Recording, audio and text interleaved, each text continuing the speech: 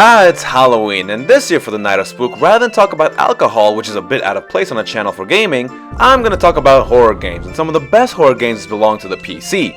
So I want to look back at Slender. God, Slender Man was such a trend back when I was in high school. I'm not sure if he came about whether it was from an urban legend, a meme, or some contest. All I know is that we were left with a bunch of games, a ton of mobile games, and even a movie.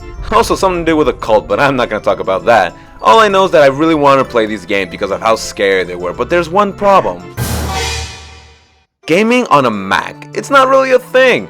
Gaming on Mac is a bit obscure to some, but I made it work. I used it to play Gary's mod on this thing a lot until 2021 stepped in and ruined everything, but I want to give gaming on a Mac a try. So remember Doom 3? Yeah, I now own that game 6 times. Wow, seeing a physical copy of a game for Mac is so weird. I feel like more people in this world have seen a Komodo dragon than seeing a physical game for a Mac. Even getting my hands on this thing was difficult. eBay sellers would either not have it in stock or just get lost in shipment, so I placed multiple orders and actually ended up with 2 copies of Doom 3 for Mac. So owning 2 physical copies of Mac games not only meant that I owned Doom 3 7 times, but it also improved my credit score. In terms of trying to actually play it, I forgot that Apple's official language is money, so I had to get one of these things, but for some reason it wasn't accepting the disc. So when I just crammed the disc in there, not only did nothing happen, but I also got the disc stuck inside the reader. So that's lost forever, but thankfully I had the second copy as my insurance. But back to Slender, another bothersome thing about Mac gaming is not all the Slender games got translated to Mac. So I wasn't able to play a lot of these Slender games, except for one, and it's the big one.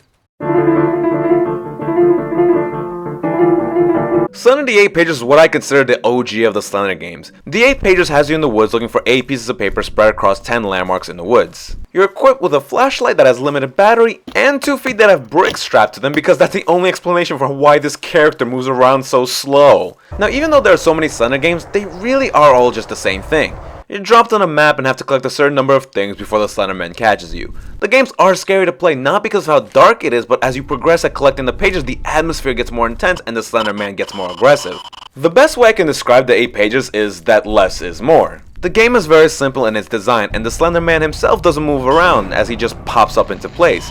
It doesn't need the most detailed textures, but instead the ambience is what's selling the experience of a horror game. I mean, look at the bathroom located in the center of the map. This thing is just a bunch of hallways and rooms that all look the same. But that didn't matter. If you played Slender back in the day, then you definitely have some dreaded memories of this place. Just a closed-in area with tight corners where you can easily get cornered by the Slender Man. Fortunately, I was always able to avoid those bathroom horrors since Slender doesn't start chasing you until you grab the first page. So I'd make it the first place I stopped by looking for a page because no way in hell will I be caught in this thing while Slender's after me. But in all honesty, I played this game so much back in the day that I feel like I got desensitized to it. My reactions became less and more.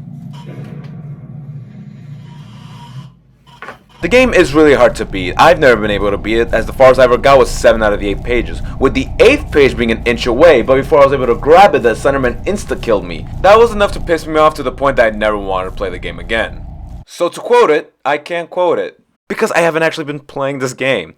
Yeah, Mac Gaming has let me down once again, as Slender is no longer supported either. Now, I don't want to release a fraudulent video, so let's check out those Slender mobile games. There have been so many Slender mobile games over the years, so I'm just going to check out the 6 that I downloaded. Scratch that, make that 5 downloaded, because even though I'm able to download Slenderman's Forest, it still won't cooperate. Slender Rising. This one asked if I want to play in the night or day, but I'm not this, so we're going out at night. Okay, so we have some woods and some houses. Atmosphere is a bit scary, and to move your character you have to tap on the screen so he moves on his own. A bit clunky, but I'll work with it. And hey, there's this red arrow on the screen that points you towards a page. That's pretty useful. After I napped the first page, the Slender Man instantly nabbed me, and no amount of swiping was able to save me. What else we got? We have Slenderina here, who is supposed to be a female version. Slenderman with boobs. I approve. House of Slenderina puts us in a house looking for pieces of picture. I like the art style, it's got a less is more feel about it. It also let me choose the difficulty. I picked medium. It's pretty creepy in here, especially when I walked through this bedroom into a smaller room that had nothing but a painting that stares back at me. So when I try to leave, there's suddenly a granny in here, so I had to off real quick. I get some distance, and when I started continuing my search for those pieces, I get insta-killed by Slenderina, which was a bit bullshit. Slender Rising 2. This time when the game asked me if I want to play in day and night, I pick day. Not like it matters though, it's indoors. What was the point of that? In this game I have to save 7 souls to escape, and by saving them means you gotta find these wandering ghouls and just take a picture of them. I managed to get pretty far until the Slender Man caught up to me and I'm swiping at the screen. What am I supposed to do here? The next thing we have here is Slender Origins, the story of Slender Man. I didn't stick too long for this one, but for the simple fact that during these cutscenes they'd give me a prompt that I'd fully read, and then after I finished reading it, a voiceover would begin that's reading me what I just read, and I can't skip it. Like, why is this a thing? Now, Slenderina had a sequel called The Cellar, and with her she brought two associates.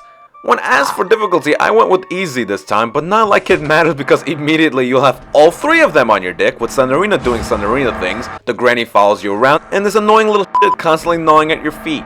I lost it when they were all at me at the same time and the grannies just started flying at me. The mobile games are scary.